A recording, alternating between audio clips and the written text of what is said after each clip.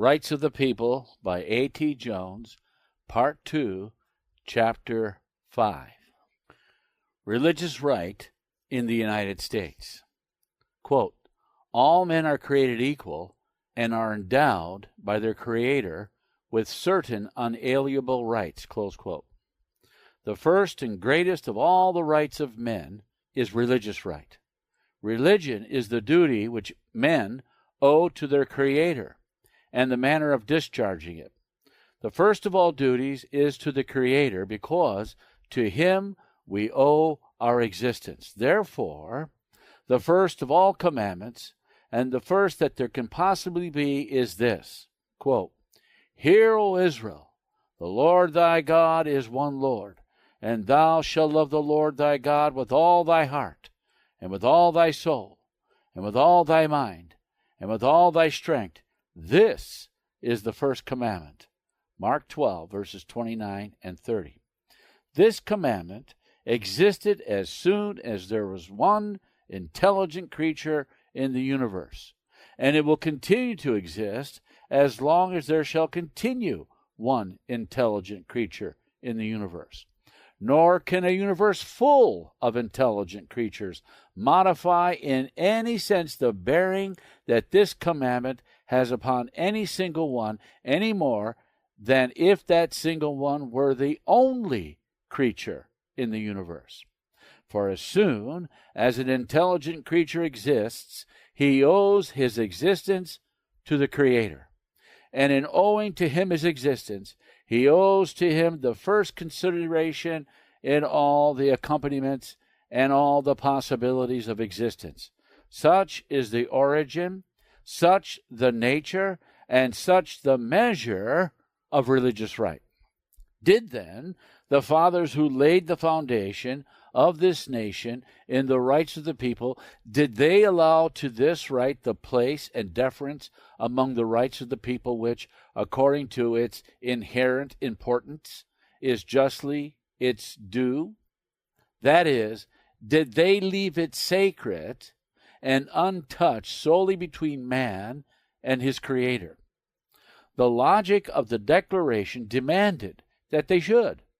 For the Declaration says that government derive, quote, their just powers from the consent of the governed, close quote.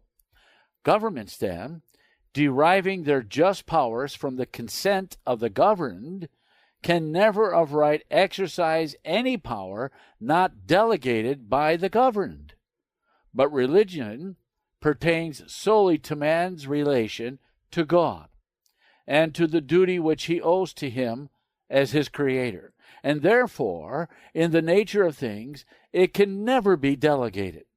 It is utterly impossible for any person ever, in any degree, to delegate or transfer to another any relationship or duty, or the exercise of any relationship or duty which he owes to his Creator.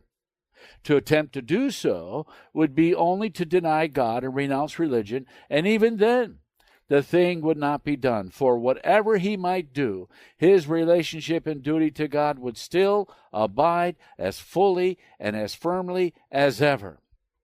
As governments derive their just powers from the governed, as governments cannot justly exercise any power not delegated, and as it is impossible for any person in any way to delegate any power in things religious, it follows conclusively that the Declaration of Independence logically excludes religion in every sense and in every way from the jurisdiction and from the notice of every form of government that has resulted from that declaration. This is scriptural, too.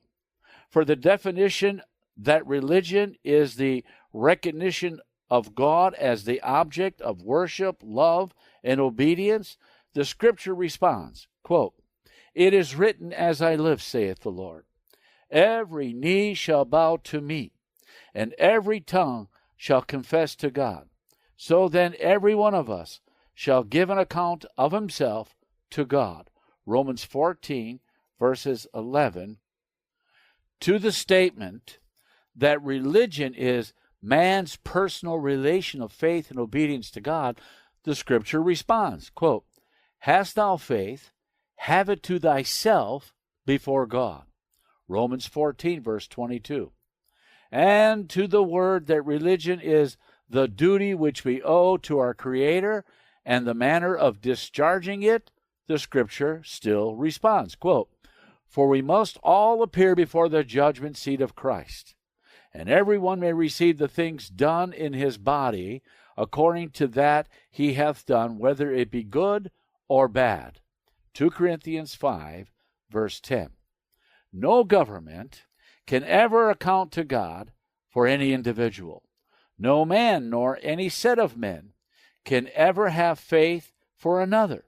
No government will ever stand before the judgment seat of Christ to answer even for itself, much less for the people or for any individual. Therefore, no government can ever of right assume any responsibility in any way in any matter of religion. Such is the logic of the Declaration, as well as it is the truth of Holy Writ. But did the fathers who made the nation recognize this and act accordingly? They did. And the history of this subject runs parallel, step by step, with the history of the subject of the fixing of the civil rights of the people in the supreme law. This history occurred in the same time precisely as did that. It occurred in the same place precisely as did that. It was made by the same identical men who made that history. And the recognition and declaration of this right were made a fixture in the same identical place, by the same identical means as was that of the other.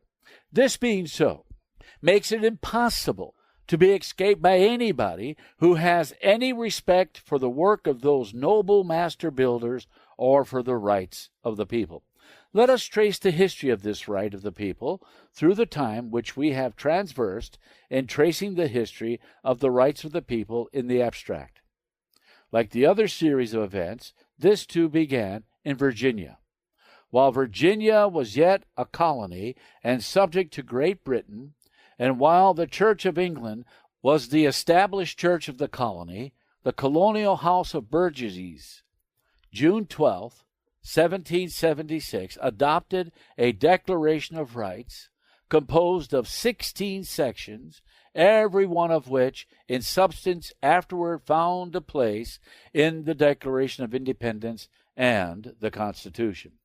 The 16th section, in part, reads thus, quote, "That religion, or the duty which we owe to our Creator, and the manner of discharging it, can be directed only by reason and conviction, not by force or violence, and therefore all men are equally entitled to the free exercise of religion according to the dictates of conscience." Close quote. July 4, following, the Declaration of Independence was made, wherein, as we have already seen, this principle is embodied in the statement that, quote, "Governments derive their just powers from the consent of the governed," close quote. This is precisely the view that was taken of it and the use that was made of the principle as it appeared in the Declaration of Independence, as soon as that declaration was published to the world. For no sooner was the Declaration published abroad than the Presbyterian of Hanover in Virginia openly took its stand with the new and independent nation, and, with the Baptists and Quakers, addressed to the General Assembly of Virginia a memorial reading as follows, quote, "To the Honorable the General Assembly of Virginia, the memorial of the Presbytery of Hanover humbly represents that your memorialists are governed by the same sentiments which have inspired the United States of America, and are determined that nothing in our power and influence shall be wanting to give success to their common cause. We would also represent that dissenters from the Church of England in this country have ever been desirous to conduct themselves as peaceful members of the civil government, for which reason they have hitherto submitted to various ecclesiastical burdens and restrictions that are inconsistent with equal liberty. But now, when the many and grievous oppressions of our mother country have laid this continent under the necessity of casting off the yoke of tyranny and of forming independent governments upon equitable and liberal foundations, we flatter ourselves that we shall be freed from all the encumbrances which a spirit of domination, prejudice, or bigotry has interwoven with most other political systems. This we are the more strongly encouraged to expect by the Declaration of Rights, so universally applauded for that dignity, firmness, and precision with which it delineates and asserts the privileges of society and the prerogatives of human nature, and which we embrace as the Magna Carta of our Commonwealth, that can never be violated without endangering the grand superstructure it was designed to sustain. Therefore, we rely upon this declaration, as well as the justice of our honorable legislature, to secure us the free exercise of religion, according to the dictates of our own consciences. And we should fall short in our duty to ourselves and the many and numerous congregations under our care, were we, upon this occasion, to neglect laying before you a statement of the religious grievances under which we have hitherto labored, that they may no longer be continued in our present form of government. It is well known that in the frontier counties, which are justly supposed to contain a fifth part of the inhabitants of Virginia, the dissenters have borne the heavy burdens of purchasing glebs, building churches, and supporting the established clergy, where there are very few Episcopalians, either to assist in bearing the expense or to reap the advantage, and that throughout other parts of the country there are also many thousands of zealous friends and defenders of our state who, besides the invidious and disadvantageous restrictions to which they have been subjected, annually pay large taxes to support an establishment from which their consciences and principles oblige them to dissent, all of which are confessedly so many violations of their natural rights, and in their consequences a restraint upon freedom of inquiry and private judgment. In this enlightened age, and in a land where all of every denomination are united in the most strenuous efforts to be free, we hope and expect that our representatives will cheerfully concur in removing every species of religious as well as civil bondage. Certain it is that every argument for civil liberty gains additional strength when applied to liberty in the concerns of religion, and there is no argument in favor of establishing the Christian religion that may be pleaded with equal propriety for establishing the tenets of Muhammad by those who believe in the Quran. Or, if this be not true, it is at least impossible for the magistrate to adjudge the right of preference among the various sects that profess the Christian faith without erecting a claim to infallibility, which would lead us back to the Church of Rome.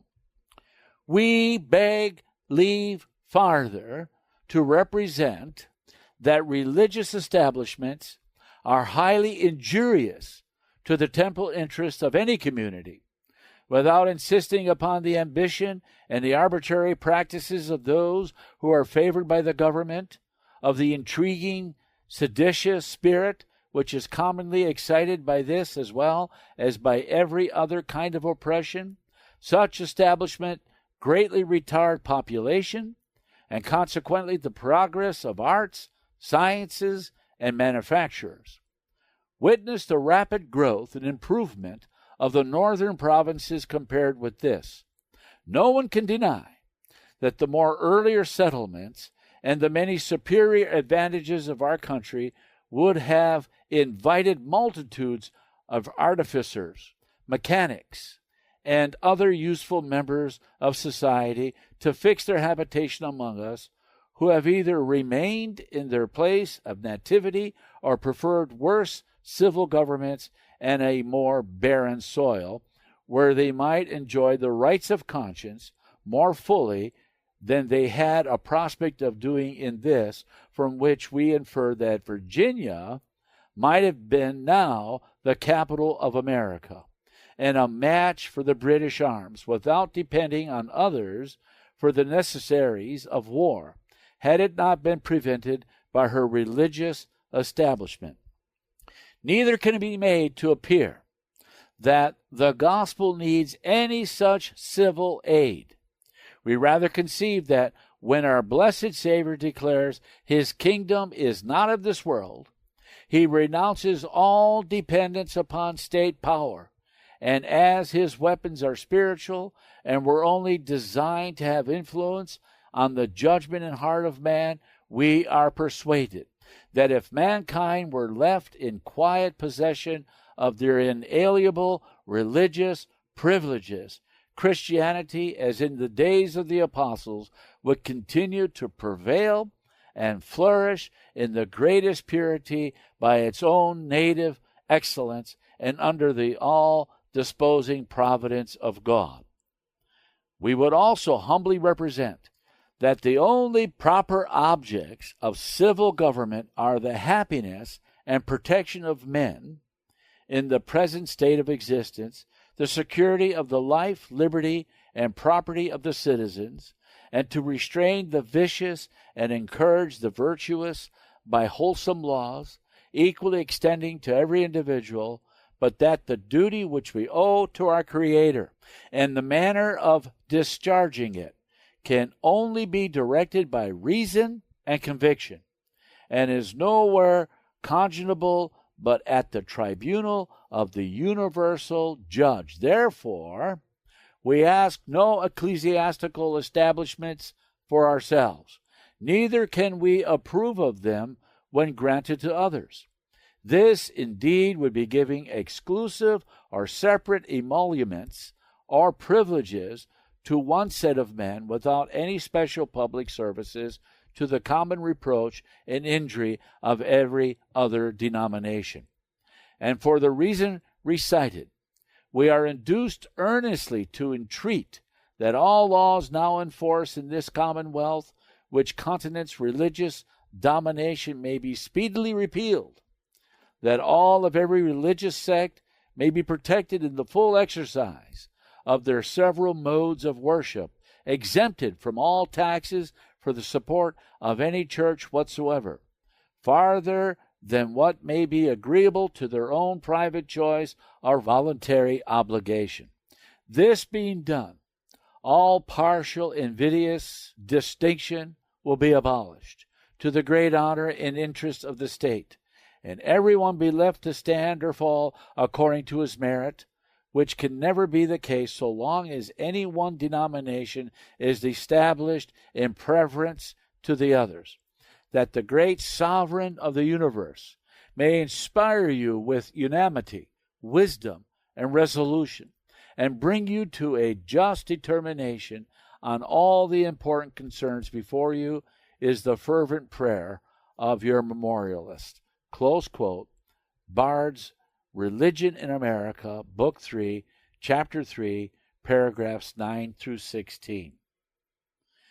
The Episcopalian being the established church of Virginia, and having been so ever since the planting of the colony, it was of course only to be expected that the Episcopalians would send up counter-memorials pleading for a continuance of the system of established religion.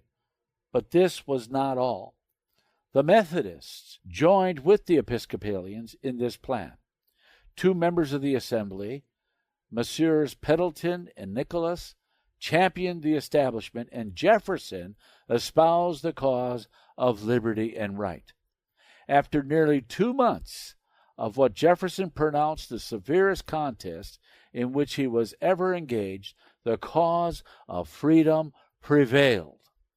And December 6, 1776, the Assembly passed a law repealing all the colonial laws and penalties prejudicial to dissenters, releasing them from any further compulsory contribution to the Episcopal Church, and discontinuing the state support of the Episcopal clergy after January 1st, 1777.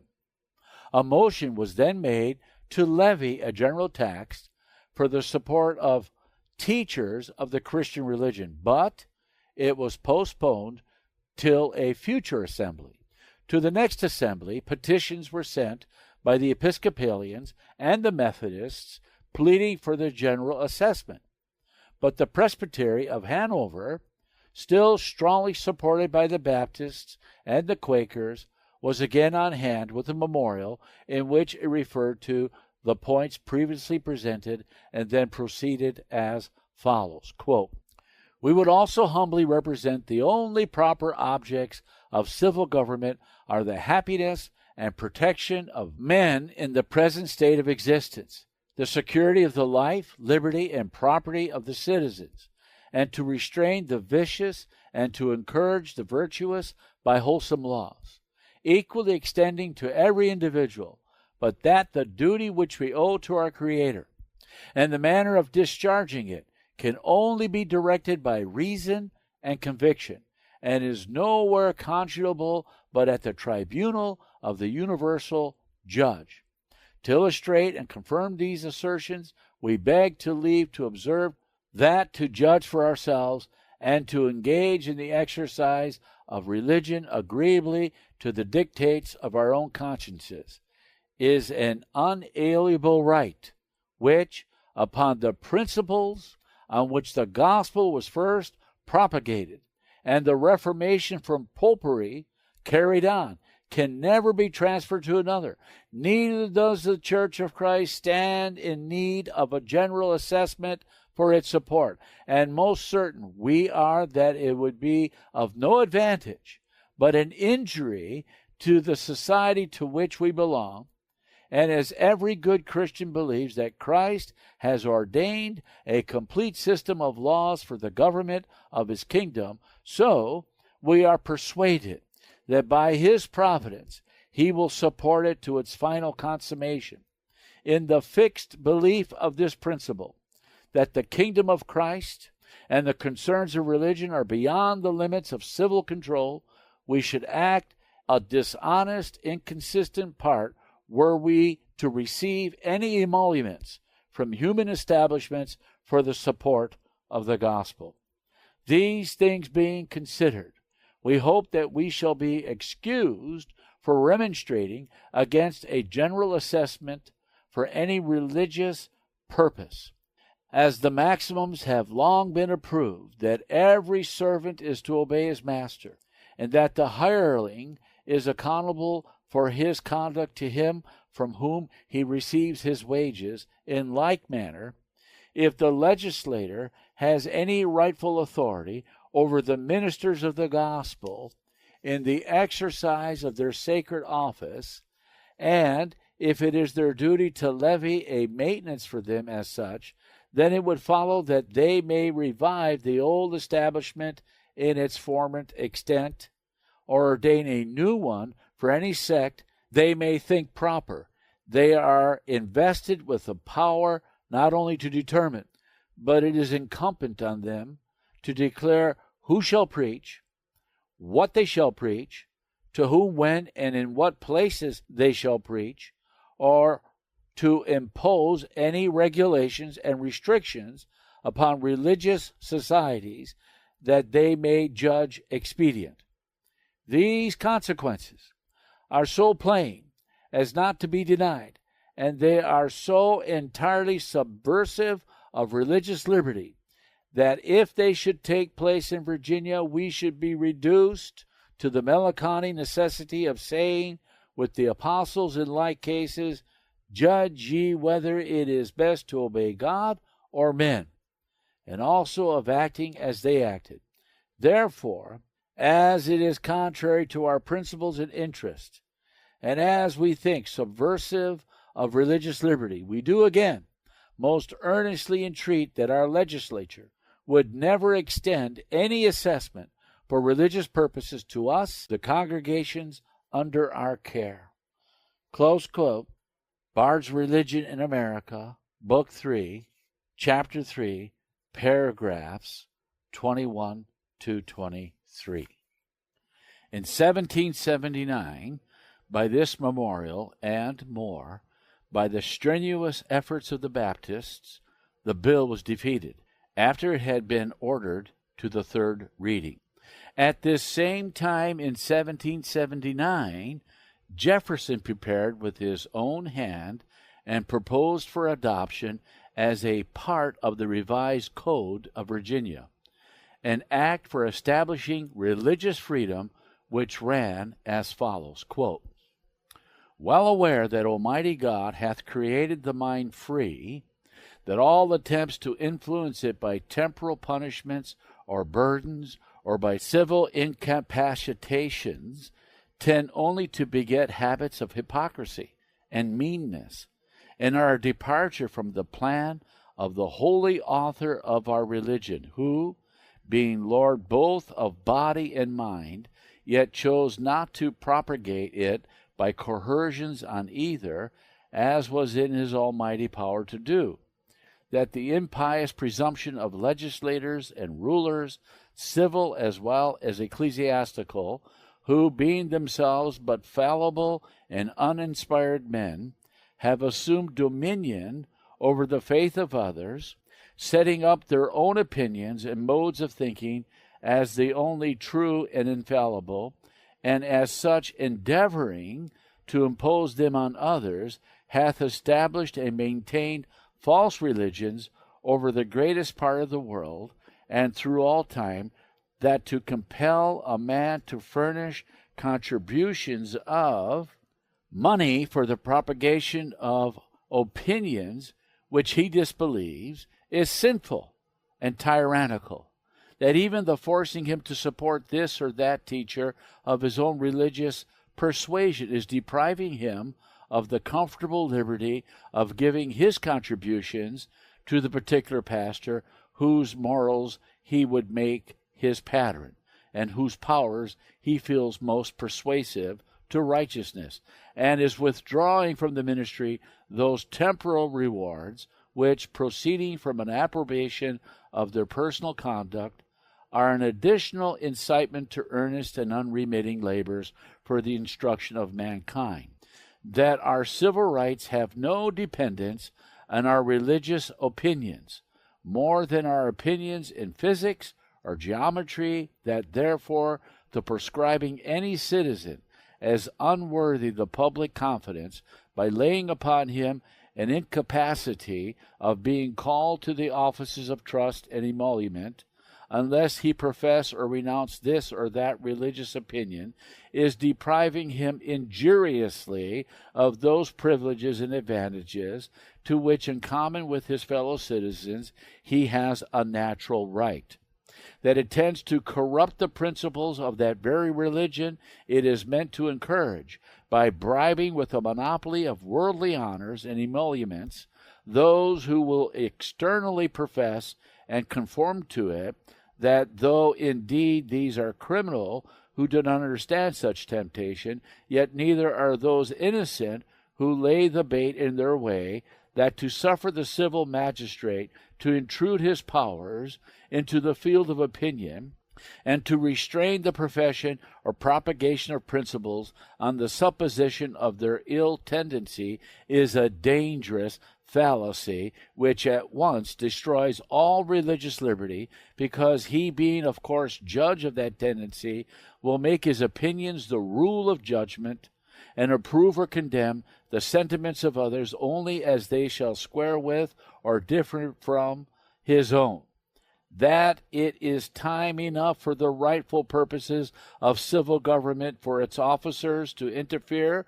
when principles break out into overt actions against peace and good order, and finding that truth is great and will prevail if left to herself, that she is the proper and sufficient antagonist to error, and has nothing to fear from the conflict, unless by human interposition, disarmed of her natural weapons, free argument and debate, errors ceasing to be dangerous when it is permitted freely to contradict them. Be it therefore enacted by the General Assembly, that no man shall be compelled to frequent or support any religious worship, place, or ministry whatsoever, nor shall be enforced, restrained, molested, or burthened in his body or goods, nor shall otherwise suffer on account of his religious opinion or belief, but that all men shall be free to profess, and by argument to maintain their opinions in matters of religion, and that the same shall in no wise diminish, enlarge, or affect their civil capacities. And though we well know that this assembly, elected by the people for the ordinary purposes of legislation only, have no power to restrain the acts of succeeding assemblies, constituted with powers equal to our own, and that therefore to declare this act irrevocable would be of no effect in law, yet we are free to declare, and do declare, that the rights hereby asserted are of the natural rights of mankind, and that if any act shall be hereafter passed to repeal the present or to narrow its operation, such act will be an infringement of natural right. Close quote. Bard's Religion in America, Book 3, Chapter 3, paragraphs 27. This proposed law was submitted to the whole people of Virginia for their deliberate reflection before the vote should be taken in the General Assembly for its enactment into law as a part of the revised code. From this time forward, the war for independence became the all-absorbing question, and this movement for the establishment of the Christian religion was compelled to stand in abeyance until the war had ended. At the first opportunity, however, after peace had come again to the country, the subject was again forced upon the General Assembly of Virginia in the fall of 1784 by the petitioners under the lead of the Protestant Episcopal Church for the establishment of a provision for teachers of the Christian religion.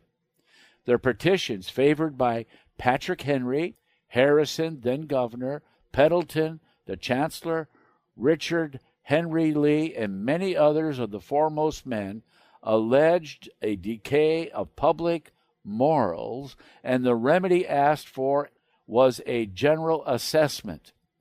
This is quoted from Bancroft, History of the Constitution, Volume 1, page 213.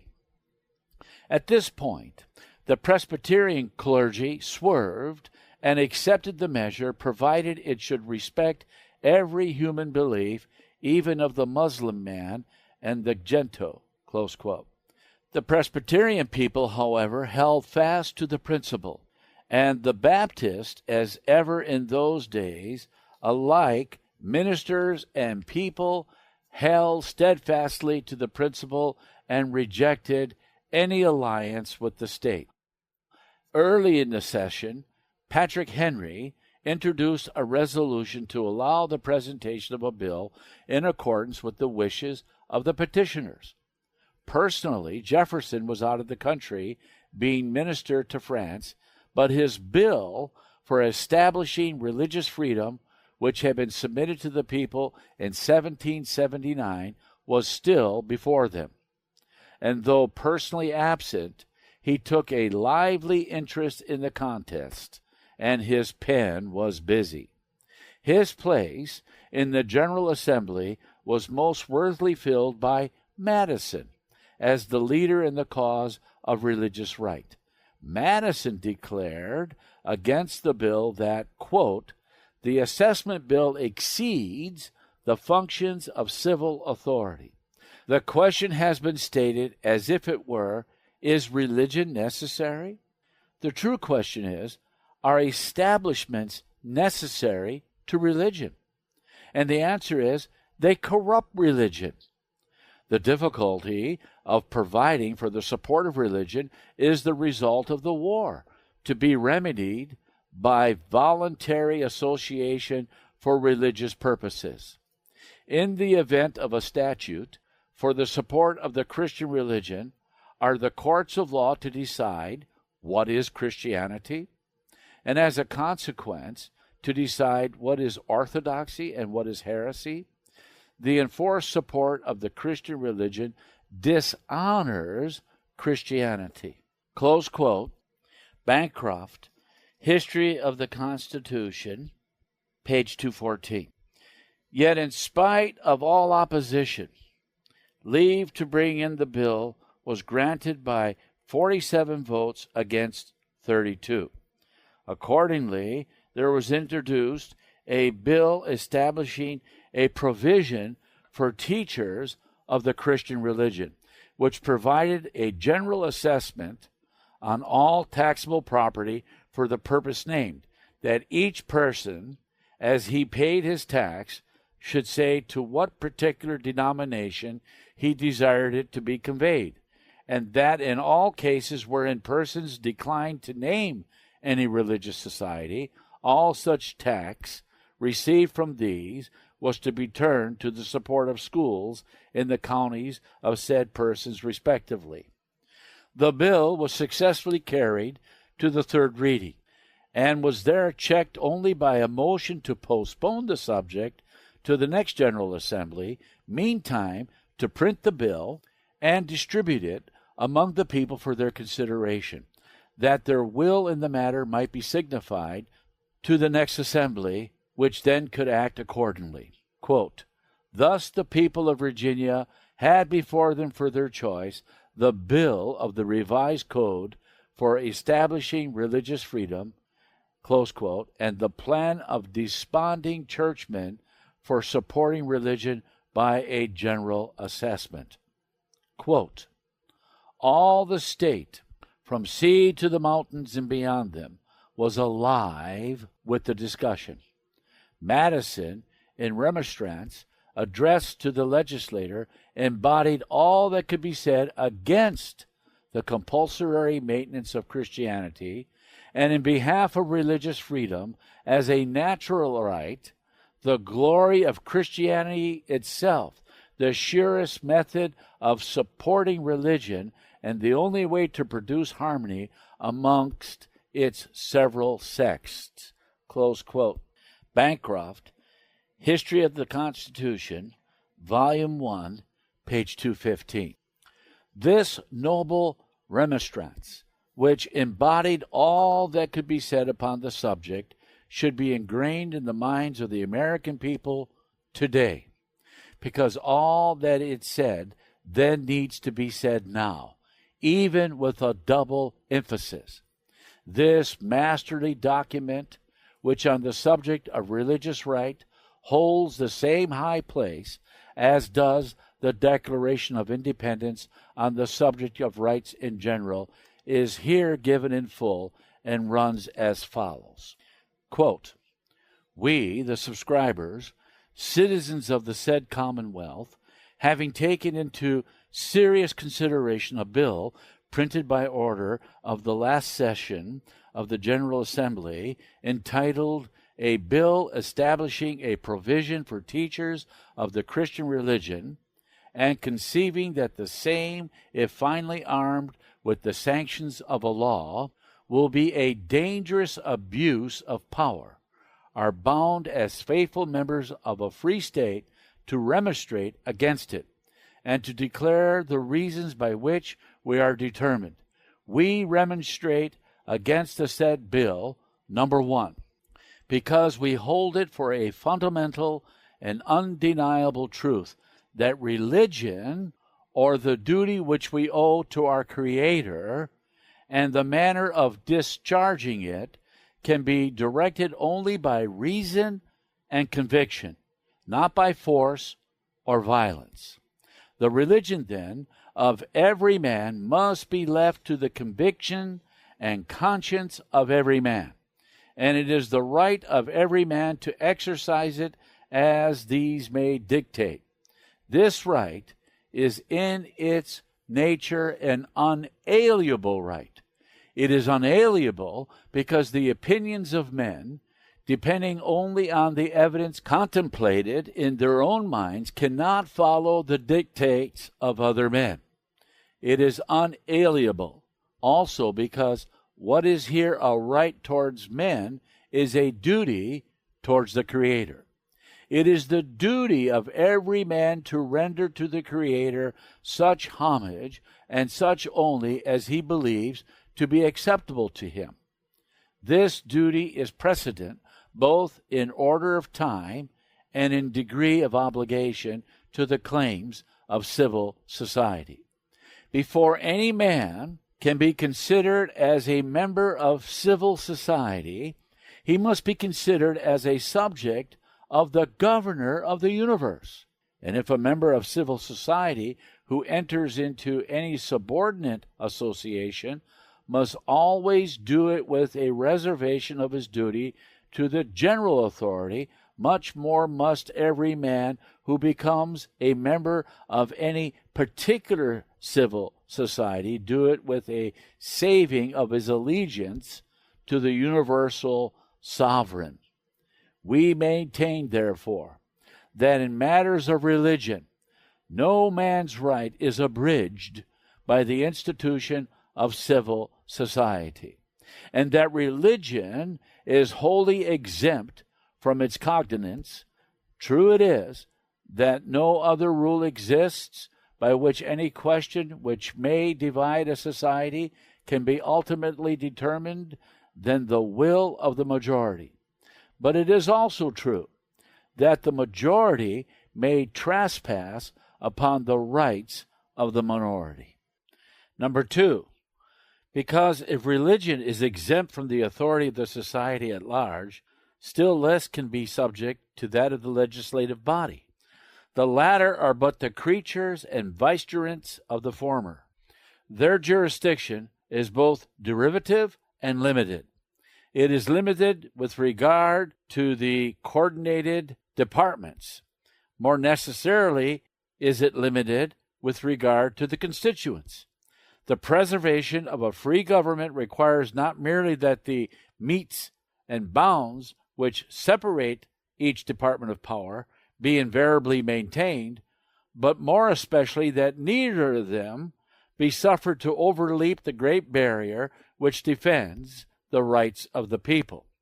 The rulers who are guilty of such an encroachment exceed the commission from which they derive their authority and are tyrants. The people who submit to it are governed by laws made neither by themselves nor by any authority derived from them and are slaves. Number 3, because it is proper to take alarm at the first experiment upon our liberties. We hold this prudent jealousy to be the first duty of citizens and one of the noblest characteristics of the late Revolution. The freemen of America did not wait till usurped power had strengthened itself by exercise and entangled the question in precedents. They saw all the consequences in the principle, and they avoided the consequences by denying the principle. We revere this lesson too much soon to forget it. Who does not see that the same authority which can establish Christianity in exclusion of all other religions may establish with the same ease any particular sect of Christians in exclusion of all other sects? That the same authority which can force a citizen to contribute 3 pence only of his property for the support of any one establishment may force him to conform to any other establishment in all cases whatsoever. Number 4, because the bill violates that equality which ought to be the basis of every law, and which is more indispensable in proportion as the validity or expediency of any law is more liable to be impeached. If all men are by nature equally free and independent, all men are to be considered as entering into society on equal conditions, as relinquishing no more and therefore retaining no less one than the other of their natural rights. Above all, are they to be considered as retaining an equal title to the free exercise of religion according to the dictates of conscience, whilst we assert for ourselves a freedom to embrace, to profess, and to observe the religion which we believe to be of divine origin. We cannot deny an equal freedom to them whose minds have not yet yielded to the evidence which has convinced us. If this freedom be abused, it is an offense against God, not against man. To God, therefore, not to man, must an account of it be rendered.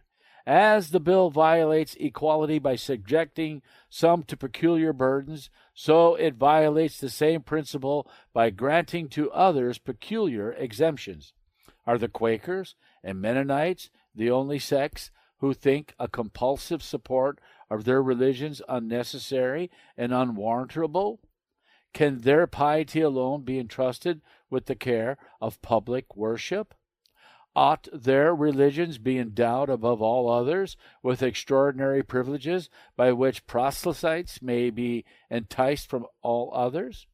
We think too favorably of the justice and good sense of these denominations to believe that they either covet preeminences over their fellow citizens or that they will be seduced by them from the common opposition to the measure. Number 5.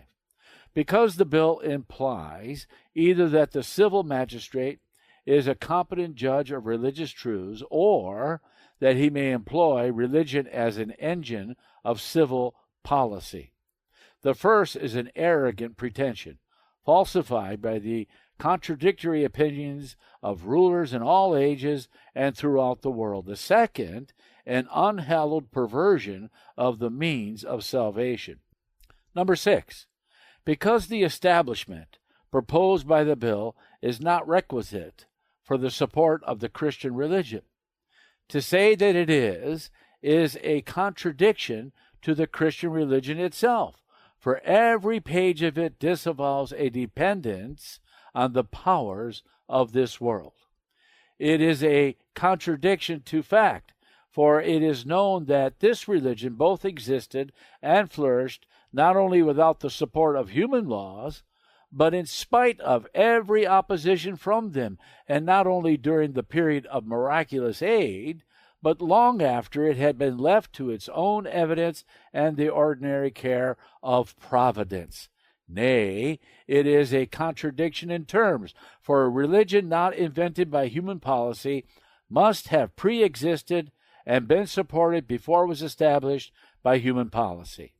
It is, moreover, to weaken in those who profess this religion a pious confidence in its innate excellence and the patronage of its author, and to foster in those who still reject it a suspicion that its friends are too conscious of its fallacies to trust to it its own merits. Number 7. Because experience witnesseth that ecclesiastical establishments, instead of maintaining the purity and efficacy of religion, have had a contrary operation. During almost 15 centuries has the legal establishment of Christianity been on trial. What have been its fruits?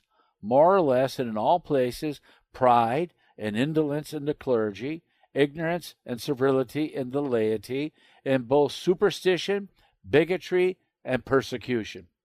Inquire of the teachers of Christianity for the ages in which it appeared in its greatest luster. Those of every sect point to the ages prior to its incorporation with civil polity. Propose a restoration of this primitive state in which its teachers depend on the voluntarily regard of their flocks. Many of them predict its downfall. On which side ought their testimony to have greatest weight, when for or when against their interest. Number 8, because the establishment in question is not necessary for the support of civil government, if it be urged as necessary for the support of civil government only as is a means of supporting religion, and it be not necessary for the latter purpose, it cannot be necessary for the former. If religion be not within the cognizance of civil government, how can its legal establishment be necessary to civil government? What influence, in fact, have ecclesiastical establishments had on a civil society? In some instances, they have been seen to erect a spiritual tyranny on the ruins of civil authority. In many instances, they have been seen upholding the thrones of political tyranny. In no instance have they been seen the guardians of the liberties of the people. Rulers who wish to subvert the public liberty may have found in its established clergy convenient auxiliaries. A just government, instituted to secure and perpetuate it, needs them not. Such a government will be best supported by protecting every citizen in the enjoyment of his religion with the same equal hand which protects his person and his property, by neither invading the equal rights of any sect nor suffering any sect to invade those of another. Number 9, because the proposed establishment is a departure from that generous policy which, offering an asylum to the persecuted and oppressed of every nation and religion, promised a luster to our country and an ascension to the number of its citizens. What a melancholy mark is this bill of sudden degeneracy! Instead of holding forth an asylum to the persecuted, it is in itself a signal of persecution. It degrades from the equal rank of citizens all those whose opinions and religion do not bend to those of the legislative authority. Distant as it may be in its present form from the Inquisition, it differs from it only in degree. The one is the first step, the other is the last in the career of intolerance. The magnanimous sufferer of this cruel scourge in foreign religions must view the bill as a beacon on our coast, warning him to seek some other haven where liberty and philanthropy in their due extent may offer a more certain repose from his troubles. Number 10, because it will have a like tendency to banish our citizens, the allurements presented by other situations are every day thinning their number. To superadd a fresh motive to immigration by revoking the liberty which they now enjoy would be the same species of folly which has dishonored and depopulated flourishing kingdoms. Number 11, because it will destroy that moderation and harmony which the forbearance of our laws to intermeddle with religion has produced among its several sects. Torrents of blood have been spilt in the old world in consequence of vain attempts of the secular arm to extinguish religious discord by proscribing all differences in religious opinion. Time has at length revealed the true remedy. Every relaxation of narrow and rigorous policy, wherever it has been tried, has been found to assuage the disease. The American theater has exhibited proofs that equal and complete liberty, if it does not wholly eradicate it, sufficiently destroys its malignant influence on the health and prosperity of the state. If, with the salutary effects of this system under our own eyes, we begin to contract the bounds of religious freedom, we know no name which will too severely reproach our folly. At least let warning be taken at the first fruits of the threatened innovation. The very appearance of the bill has transformed that Christian forbearance, love, and charity, which of late mutually prevailed, into animosities and jealousies, which may not be appeased. What mischiefs may not be dreaded, should this enemy to the public quiet be armed with the force of law. Number 12. Because the policy of the bill is adverse to the diffusion of the light of Christianity. The first wish of those who enjoy this precious gift ought to be that it may be imparted to the whole race of mankind. Compare the number of those who have as yet received it with the number still remaining under the dominion of false religions, and how small is the former. Does the policy of the bill tend to lessen the disproportion? No.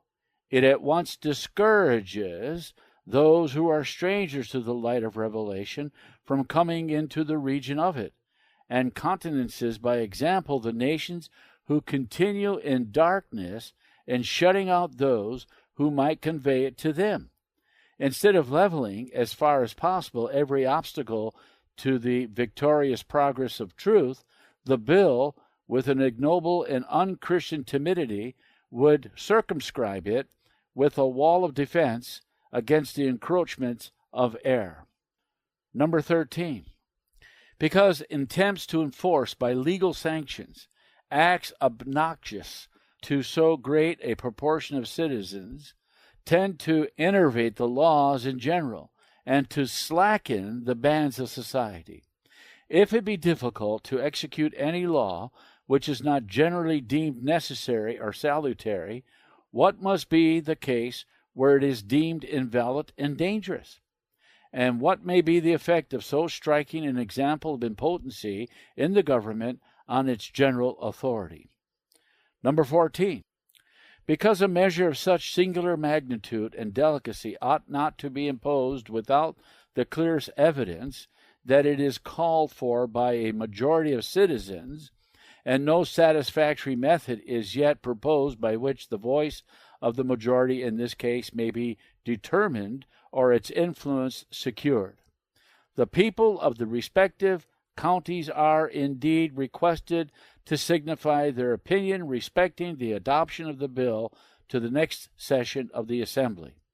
But the representation must be made equal before the voice either of the representatives or of the counties will be that of the people. Our hope is that neither of the former will, after due consideration, espouse the dangerous principle of the bill.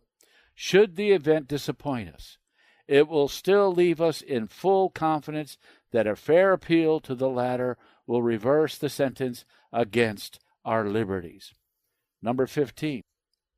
Because, finally, the equal right of every citizen to the free exercise of his religion, according to the dictates of conscience, is held by the same tenor with all our other rights.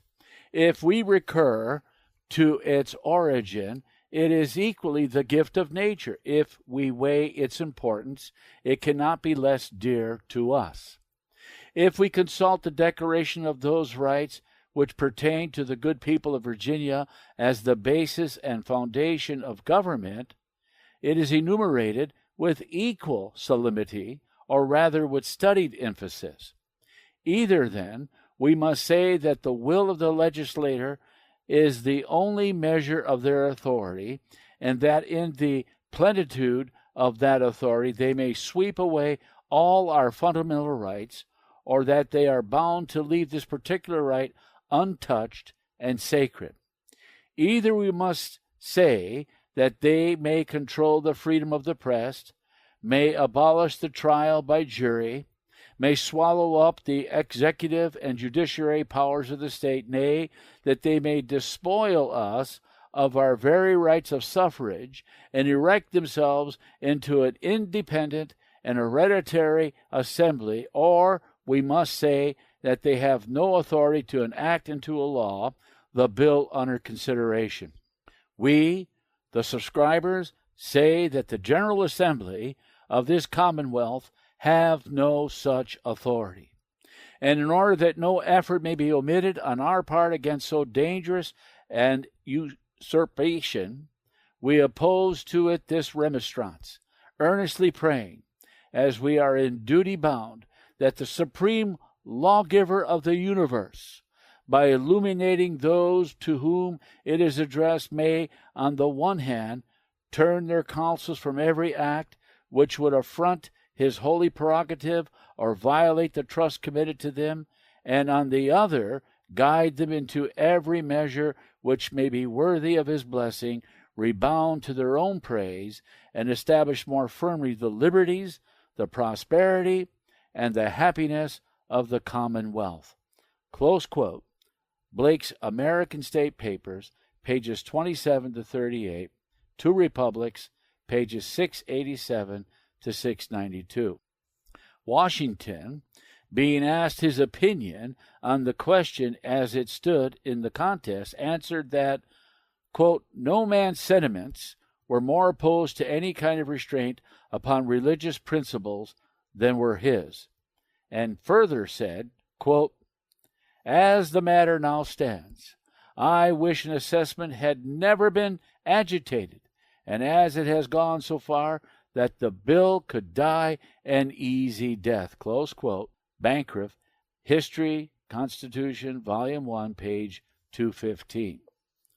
The foregoing remonstrance was so thoroughly discussed and so well understood, and the will of the people on the subject was made so plain and emphatic, that when the legislature of Virginia assembled, no person was willing to bring forward the assessment bill, and it was never heard of more. Out of 117 articles of the revised code which were then reported, Madison selected for immediate action the one which related to religious freedom. The people of Virginia had held it under deliberation for 6 years. In December 1785, it passed the House by a vote of nearly 4-1.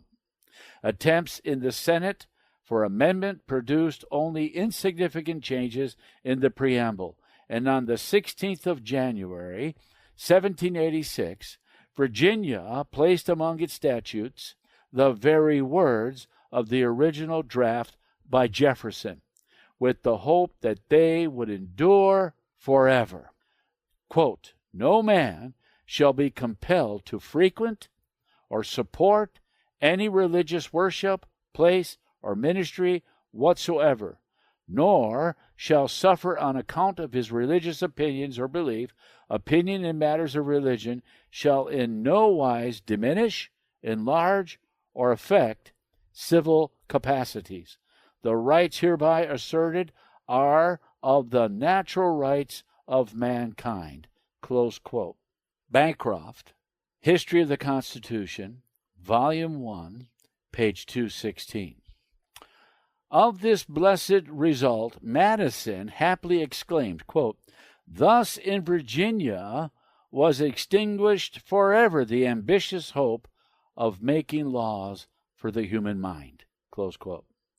The effect of this noble contest in Virginia could not possibly be confined to that state, nor was such a thing desired by those who conducted it. It was understood and intended by those who then and there made this contest for religious right that their labors should extend to all mankind this blessing and this natural right. The benefit of it was immediately felt throughout the country, and in every other American state, oppressive statutes concerning religion fell into disuse and were gradually repealed. This statute of Virginia is the model upon which the clause respecting religious right has been founded in the constitutions of all the states in the Union to this day. In every instance, this statute has been embodied in its substance and often in its very words in the state constitutions. Nor was this all. It had also been foreseen that the happy consequences of this grand experiment would not be limited to America. The statute of Virginia, translated into French and into Italian, was widely circulated through Europe. A part of the work of the noble army of martyrs was done. Close quote. Bancroft, History of the Constitution, Volume 1, page 217. Yet the work of those who accomplished this grand victory was not then fully done, even in their direct efforts relating to their and our own country. As we have seen, this victory was completed January 16, 1786. Just a month before this, December 1785, the proposition made by Maryland to Virginia to call together commissioners from all the states to consider and regulate restrictions on commerce for the whole was laid before the very legislature which passed the bill establishing religious freedom in Virginia. This proposition of Maryland, as we have seen in Chapter 2, created the opening, which was instantly seized by Madison, through which to push to successful issue the desire for the creation of the nation by the forming of the Constitution of the United States. And in pushing to successful issue the desire for the creation of a national power, there was carried along also, and finally fixed in the Constitution of the United States, the same principle of religious right that had been so triumphantly fixed in the Code of Virginia. The sole reference to religion in the Constitution, as formed by the Convention and submitted to the people, is in the declaration that, quote, "No religious test shall ever be required as a qualification to any office or public trust under the United States," close quote. The national government being one of the delegated powers only, no mention whatever of religion, nor any reference to the subject in the Constitution would have totally excluded that subject from the cognizance of the government. And this sole mention that was made of it was a clear and positive evidence that the makers of the Constitution intended to exclude the subject of religion from the notice of the national power. So the people understood it when the Constitution was submitted to them for their approval, and the assurance of the perfect liberty of conscience prevented religious differences from interfering with zeal for a closer union. Bancroft, History of the Constitution, Volume 2, page 239. As we have seen, the contest for religious right in Virginia in 1785 and 1786 had awakened a deep interest in the subject in the other states. And when the principle of this natural right had triumphed in Virginia, the effect of it was felt in every other state. And when the Constitution came before them with a clear recognition of the same principle, this was a feature immensely in its favor throughout the country. After 5 states had ratified the Constitution, the country from the St. Croix to the St. Mary's now fixed its attention on Massachusetts, whose adverse decision would inevitably involve the defeat of the Constitution. Massachusetts ratified the Constitution, and in the doing of it, she considered this very question of religious right. One member of the convention objected against the proposed Constitution, that there is no provision that men in power should have any religion. A papist or an infidel is as eligible as Christians. He was answered by 3 members that no conceivable advantage of the whole will result from a test. Another objected that it would be happy for the United States if public men were to be of those who have a good standing in the church. To this it was answered that human tribunals for the consciences of men are impious encroachments upon the prerogatives of God.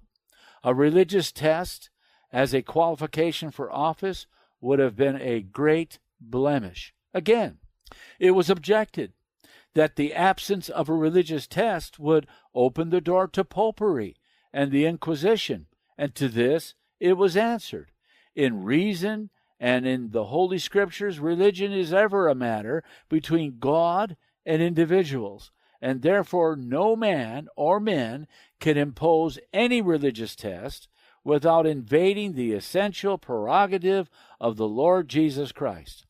Ministers first assumed this power under the Christian name, and then Constantine approved of the practice when he adopted the profession of Christianity as an engine of state policy. And let the history of all nations be searched from that day to this, and it will appear that the imposing of religious tests has been the greatest engine of tyranny in the world. Close quote.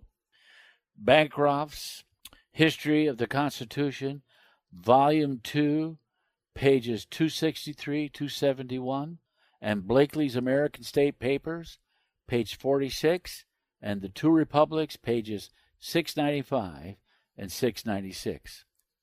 As the action of Massachusetts, by its example, made sure the adoption of the Constitution, and as this particular point of religious right was specially discussed in that convention, and was decided in favor of the Constitution as it stood with reference to that subject, it is certain from this fact alone, if there were no other, that it was the intent of the Constitution and the makers thereof totally to exclude religion in every way from the notice of the general government. Yet this is not all. In the Virginia Convention, objection was made that the Constitution did not fully enough secure religious right, to which Madison, the father of the Constitution, answered, quote, "There is not a shadow of right in the general government to intermeddle with religion. Its least interference with it would be a most flagrant usurpation.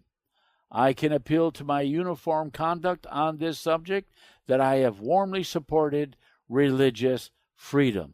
Close quote.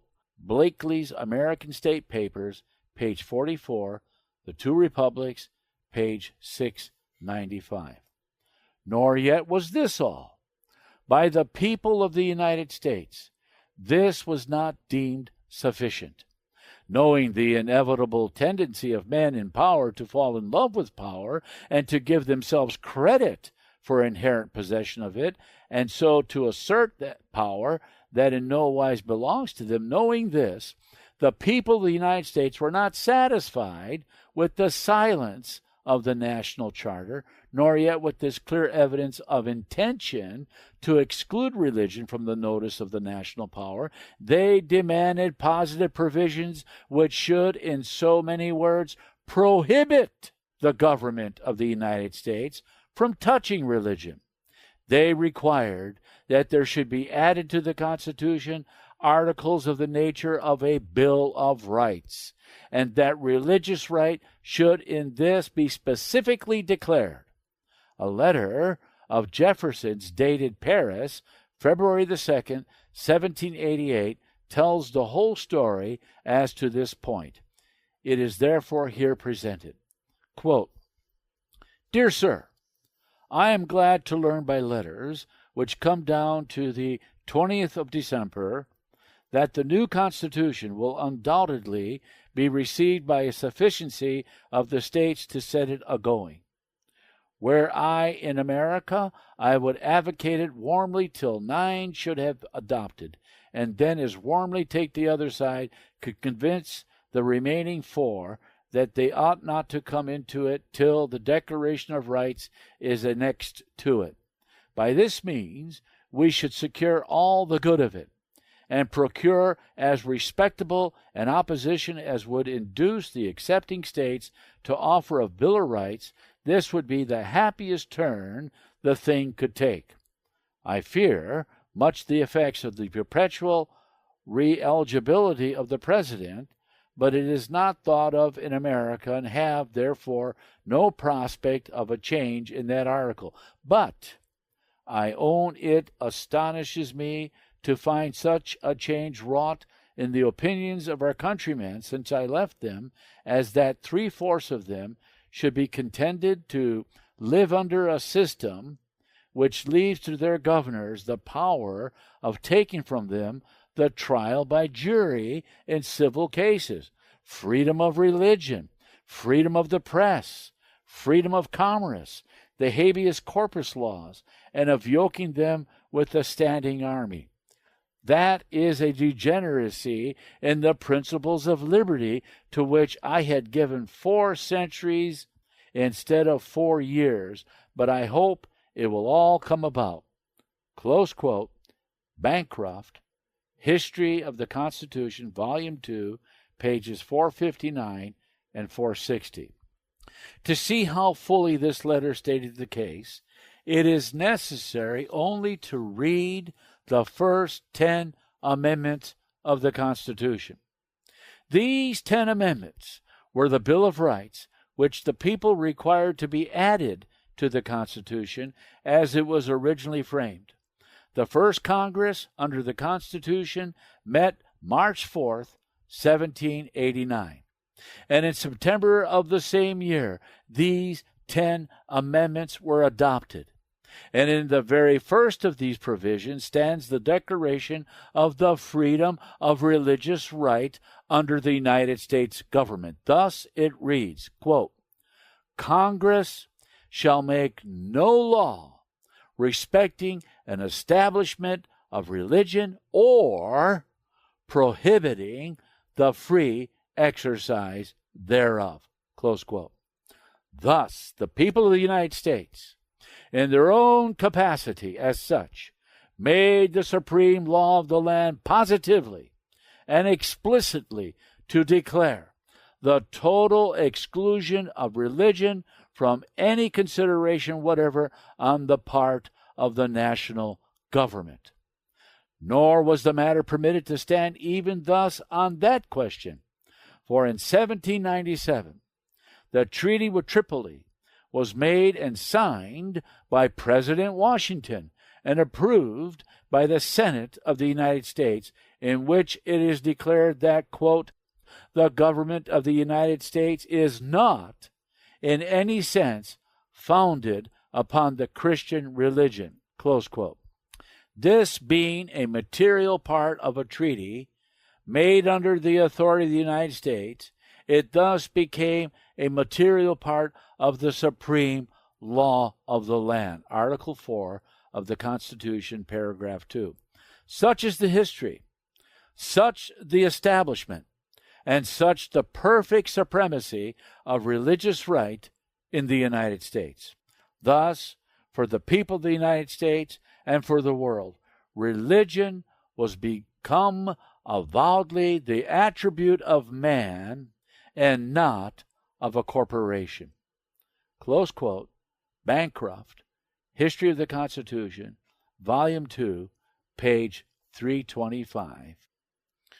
The end of Chapter 5.